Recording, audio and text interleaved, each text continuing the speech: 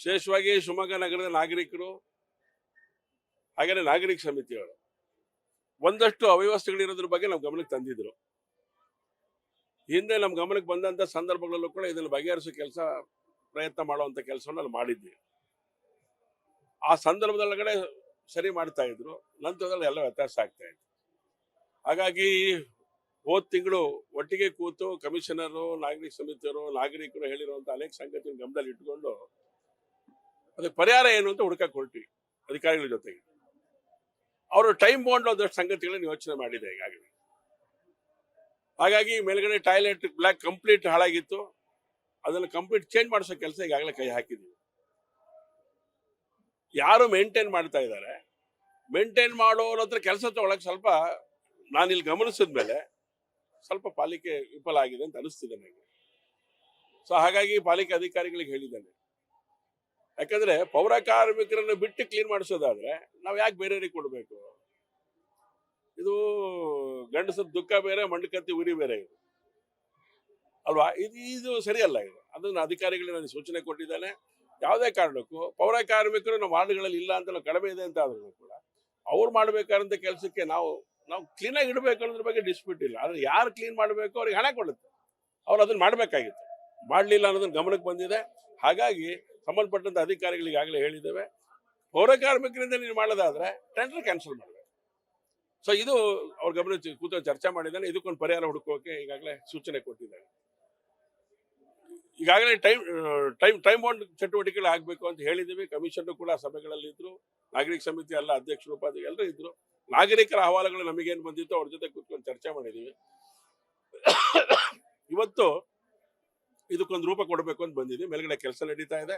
ಒಂದಷ್ಟು ಸಂಗತಿಗಳು ಏನೇ ನೋಡಿದ್ದೀವಿ, ಇದೆಲ್ಲದಕ್ಕೂ ಕೂಡ ವಿತಿನ್ ವೀಕ್, ಒಂದು ವಾರದೊಳಗಡೆ ಒಟ್ಟು ಪರಿಸ್ಥಿತಿ ಇವತ್ತು ಹೇಗಿದೆಯೋ ಬಸ್ ಸ್ಟ್ಯಾಂಡ್ ನಿತ್ಯ ಹಾಗೆ ಇರಬೇಕು ಅನ್ನೋದು ಅಧಿಕಾರಿಗಳಿಗೆ ಸೂಚನೆ ಕೊಟ್ಟಿದೆ. ಕುಡಿಯೋ ನೀರಿಗೆ ಸಂಬಂಧಪಟ್ಟಂತೆ ಸಮಸ್ಯೆಗಳಿತ್ತು, ಅದನ್ನು ಗಮನಿಸಿದ್ದೇವೆ.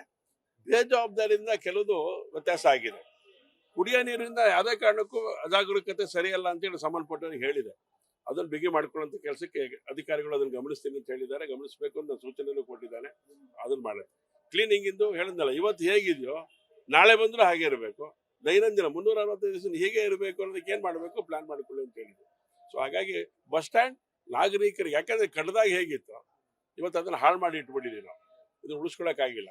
ಇಲ್ಲಿರುವಂತ CC ಕ್ಯಾಮ್ರಾಗಳಿರ್ಬೋದು, ಬೇರೆ ಬೇರೆ ಎಲೆಕ್ಟ್ರಿಫಿಕೇಶನ್ಗೆ ಸಂಬಂಧಪಟ್ಟಂತ ಸಂಗತಿ ಇರ್ಬೋದು, ಸ್ಮಾರ್ಟ್ ಸಿಟಿ ಇದನ್ನು ಡೆವಲಪ್ ಮಾಡಬೇಕು ಅಂತ ಮಧ್ಯ ಕೈ ಹಾಕಿದ ಮೇಲೂ ಕೂಡ ಒಂದಷ್ಟು ಹಾಗೆ ಉಳ್ಕೊಂಡಿದೆ. ಕೆಲಸ ನಡೆದಿದೆ. ಆದ್ರೆ ಆ ನಂತರದೊಳಗಡೆ ಆಗಿರುವಂತ ಸಂಗತಿಗಳ ಬಗ್ಗೆ ಯೋಚನೆ ಮಾಡಿದ್ವಿ. ಇಲ್ಲೊಂದಷ್ಟು ಒಳಗಡೆ ಕ್ಯಾಂಟೀನ್ಗಳಿದೆ, ಇದ್ರ ಬಗ್ಗೆ ಏನು ಅಂತ ಹೇಳಿದ್ರು. ಇಲ್ಲೊಂದು ಹಾಕರ್ ಝೋನ್ ಮಾಡಿದೀವಿ ನಾವು. ಹಾಕರ್ ಝೋನ್ ಮಾಡುವಂತ ಸಂದರ್ಭದಲ್ಲಿ ಕಟ್ಟಡ ಕಟ್ಟಿದೀವಿ. ಈಗ ಅದೀಗಾಗಲೇ ಅವ್ರಿಗೆ ಕೊಡ್ಲಿಕ್ಕೆ ಅವಕಾಶವನ್ನು ಇಟ್ಕೊಂಡಿದ್ದೇವೆ. ಅದನ್ನ ಅತಿ ಶೀಘ್ರದೊಳಗೆ ವಿತಿನ್ ಮಂತ್ ಅಂತ ಅನ್ಕೋಬೇಕಾಯ್ತು. ಅವ್ರು 15 ದಿವಸ ಅಂತ ಹೇಳ್ತಾರೆ, ನಂಗೆ ಗೊತ್ತು ಒಟ್ಟು ಪರಿಸ್ಥಿತಿ. ಒಂದು ತಿಂಗಳೊಳಗಡೆ ಎಲ್ಲದನ್ನು ಅವ್ರಿಗೆ ಕೊಡುವಂತ ಕೆಲಸಗಳನ್ನು ಮಾಡಿ ಇಲ್ಲಿರುವಂತ ಕ್ಯಾಂಟೀನ್ಗಳು ಒಳಗಡೆ ಏನಿದೆ ಅದಷ್ಟು ಅಲ್ಲಿಗೆ ಶಿಫ್ಟ್ ಮಾಡ್ಕೊಳ್ಳುತ್ತೆ. ಯಾಕಂದ್ರೆ ಅವರೆಲ್ಲ ಮುಂಚೆ ರಿಹಾಬಿಟೇಷನ್ ಮಾಡಬೇಕು. ಅವ್ರಿಗೆ ಮುಂಚೆ ಅದೇ ಜಾಗದಲ್ಲಿ ಅವ್ರಿಗೆ ಮಾಡ್ತಾ ಇದ್ರು ಜೀವನ. ಹಾಗಾಗಿ ಅವ್ರ ಜೀವನಕ್ಕೆ ಅನುಕೂಲ ಹಾಗೆ ಪ್ಲಾನ್ ಮಾಡಿದ್ದೀವಿ. ಉಳಿದಂತೆ ಪಾರ್ಕಿಂಗ್ ಸಂಬಂಧಪಟ್ಟಂತೆ ಒಂದು ಸಮಸ್ಯೆ ಇದೆ. ಪಾರ್ಕಿಂಗ್ ಒಂದು ಏಜೆಂಟ್ಗಳು ವೆಹಿಕಲ್ಗಳು ನಿಲ್ಸಕ್ಕೆ ಪ್ರಾಬ್ಲಮ್ ಇತ್ತು. ಸೊ ಅದನ್ನು ಈಗ ಗಮನಿಸಿದ ಸದ್ಯಕ್ಕೆ ಇಲ್ಲಿ ಮಾಡ್ತಾ ಇದ್ದಾರೆ ಮೇಲ್ಗಡೆಗೆ. ಆದ್ರೆ ಅದು ಆದಷ್ಟು ಬೇಗ ಇಲ್ಲಿ ಹೂವಿನ ಮಾರ್ಕೆಟ್ ಇರುವಂತ ಜಾಗ ಏನಿದೆ ಅದನ್ನ ನಾವು ಮುಂಚೆ ಪಾರ್ಕಿಂಗ್ ಆಗಿ ಉಪಯೋಗ ಮಾಡ್ತಾ ಇದ್ವಿ, ಅಲ್ಲಿಂದ ಅಲ್ಲಿ ತನಕ ಕೂಡ.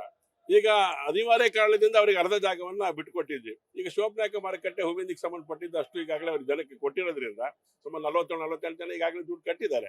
ಉಳಿದ್ರೆ ಯಾರು ಕಟ್ಟಬೇಕೋ ಕಟ್ತಾರೆ. ಕಟ್ಟಿಸ್ಕೊಂಡು ಇನ್ನೊಂದು ಈ ಮಂತ್ ಎಂಡ್ ಅಥವಾ ಫಸ್ಟ್ ವೀಕ್ ಒಳಗಡೆ ಇದನ್ನ ಕ್ಲಿಯರ್ ಮಾಡಿಸೋ ದೃಷ್ಟಿಯಿಂದ ಈಗಾಗಲೇ ಯೋಚನೆಗಳಾಗಿದೆ. ಆ ದಿಕ್ಕೊಳಗೆ ಹೆಜ್ಜೆ ಇಡಬೇಕು ಅಂತ ತೀರ್ಮಾನ ಮಾಡಿದ್ವಿ.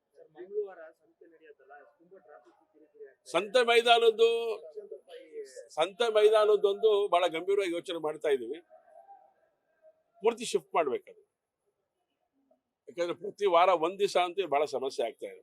ಹಾಗಾಗಿ ಒಂದು ಕನ್ಸ್ಟ್ರಕ್ಷನ್ ಮಾಡಿದ್ವಿ ಸಂತೆ ಮೈದಾನಕ್ಕೆ ಪೂರಕವಾಗಿ. ಅಲ್ಲಿ ನಮ್ಮ ಮೆಳಘಟ್ಟದೊಳಗೆ ಆ ಕಡೆ ಭಾಗದೊಳಗಡೆ ನಮ್ಮ ಫೈರ್ ಸ್ಟೇಷನ್ ಈ ಕಡೆ ಮಾಡಿದೆ. ಅದಕ್ಕೂ ಕೂಡ ಇಲ್ಲಿಂದ ಅದಕ್ಕೆ ಟೆಂಡರ್ ಕರೆದಿತ್ತು. ಅದಕ್ಕೂ ಟೆಂಡರ್ ಕರೆದು ಕೂಡ ಟೆಂಡರ್ ಹಾಕದೇ ಇರೋಂಥ ಸ್ಥಿತಿ. ಸೊ ಹಾಗಾಗಿ ಅದಕ್ಕೇನ್ ಮಾಡಬೇಕು, ಸ್ವಲ್ಪ ಕಮ್ಮಿ ಮಾಡಿಕೊಂಡು ಟೆಂಡರ್ ಇದ್ರೊಳಗಡೆ ಡಾಕ್ಯುಮೆಂಟೇಶನ್ ಸ್ವಲ್ಪ ಅವ್ರಿಗೆ ಅನುಕೂಲ ಮಾಡ್ಕೊಡ್ಬೇಕು, ಯೋಚನೆ ಮಾಡಿ ಅದನ್ನ ಮುಂದುವರಿಸ್ಕೊಂಡು ಸಂತೆ ಮೈದಾನ ಕೂಡ ಅಲ್ಲಿ ಶಿಫ್ಟ್ ಮಾಡೋಕೆ ಯೋಚನೆ ಮಾಡುವಂತ ಕೆಲಸ ಈಗಾಗಲೇ ನಾವು ಮಾಡಬೇಕು, ಮಾಡ್ತೇವೆ. ಹಾಗಂತ ಸಂತೆ ಮಾಡಕ್ಕೆ ಅವಕಾಶ ಆಗಲ್ಲ ನಮಗೆ. ಸಂತೆ ಬೇಡವಾ? ಸಂತೆ ಬೇಕು, ಆದ್ರೆ ಅಲ್ಲಿಗೆ ಹೋಗ್ಬೇಕು, ಜನ ಅಲ್ಲಿಗೆ ಬಂದೇ ಬರ್ತಾರೆ. ನೀವು ಹೋಗದೆ ಜನ ಅಲ್ಲಿಗೆ ಬರಲ್ಲ. ಅವ್ರಿಗೆ ಬೇಕಾಗಿರೋ ಮೂಲ ಸೌಕರ್ಯದ ಬಗ್ಗೆ ಯೋಚನೆ ನಡೆದಿದೆ. ಈಗ ಅವರಿಗೆ ಮೂಲ ಸೌಕರ್ಯಗಳು ಇರಲಿಲ್ಲ, ಈಗ ಮೂಲ ಸೌಕರ್ಯದ ಬಗ್ಗೆ ಯೋಚನೆ ನಡೆದಿದೆ. ಅಲ್ಲಿ ಟಾಯ್ಲೆಟ್ ಕಟ್ಟಿದ್ವಿ, ನೀರು ಇರಲಿಲ್ಲ, ಎಲೆಕ್ಟ್ರಿಸಿಟಿ ಇರಲಿಲ್ಲ.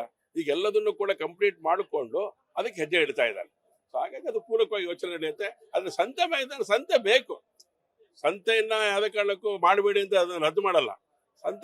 ಸಂತೆಗೋಸ್ಕರ ಬೇಕಾದಂತ ವ್ಯವಸ್ಥೆಗಳು ಏನು ಯೋಚನೆ ಮಾಡಿದ್ವಿ ಅದ್ರ ಸಂಪೂರ್ಣ ಸಹಕಾರವನ್ನ ರೈತರು ತಗೋಬೇಕು ಅಂತ ನಾನು ವಿನಂತಿಯನ್ನು ಕೂಡ ನಾನು ಮಾಡ್ತೇನೆ.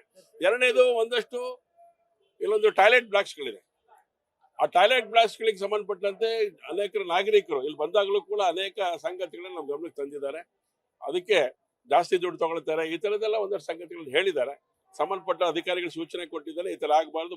ಬೋರ್ಡ್ ಏನು ಹಾಕ್ತಾರೆ, ಬೋರ್ಡ್ ತೆಗೆದಿದ್ದಾರೆ, ಮೊದಲು ಬೋರ್ಡ್ ಹಾಕಬೇಕು, ಎಷ್ಟು ಇಸ್ಕೋಬೇಕು ಅಂತ ಅವ್ರಿಗೆ ಹೇಳಬೇಕು. ಹಾಗಾಗಿ ಅದ್ರ ಮೂಲಕ ನಾಗರಿಕರ ಅನುಕೂಲ ಮಾಡಿಕೊಡ್ಬೇಕು, ಶುಚಿತ್ವ ಕಾಯ್ದುಕೋಬೇಕು ಅಂತ ಸೂಚನೆ ಕೊಟ್ಟಿದ್ದಾರೆ. ಈ ಕೆಲಸ CCTVಗಳು ಹಾಳಾಗಿದೆ ಅಂತ ಹೇಳ್ತಿದ್ದಾರೆ, ಬಟ್ ಹಾಳಾಗಿಲ್ಲ ಅಂತ ಕೆಲವರು ಹೇಳಿದ್ರು. ಅದನ್ನ ಕ್ರಾಸ್ ಚೆಕ್ ಮಾಡಕ್ ಹೇಳಿದೀನಿ, ನಮ್ಮ ಅಧಿಕಾರಿಗಳು ಹೇಳಿದೀನಿ, ನಮ್ಮ ಡಿಪಾರ್ಟ್ಮೆಂಟ್ ಪೊಲೀಸ್ ಡಿಪಾರ್ಟ್ಮೆಂಟ್ ಅವ್ರ ಗಮನಕ್ಕೂ ತಗೊಂಡ್ಬಂದಿದ್ದೀನಿ. ಒಂದ್ಸರಿ ಅವ್ರು ಚೆಕ್ ಮಾಡ್ತಾರೆ. ಅದು ಇದೆಲ್ಲ ಬಿದ್ದೋಗ್ಬಿಡುತ್ತಲ್ಲ, ಅಲ್ಲ ಇದೆಲ್ಲ ಬಿಟ್ಟೋಗ್ಬಿಡುತ್ತೆ. ಇದು ಇಂಪಾರ್ಟೆಂಟ್, ಅದು ಅರ್ಜೆಂಟ್ ಅಲ್ಲ.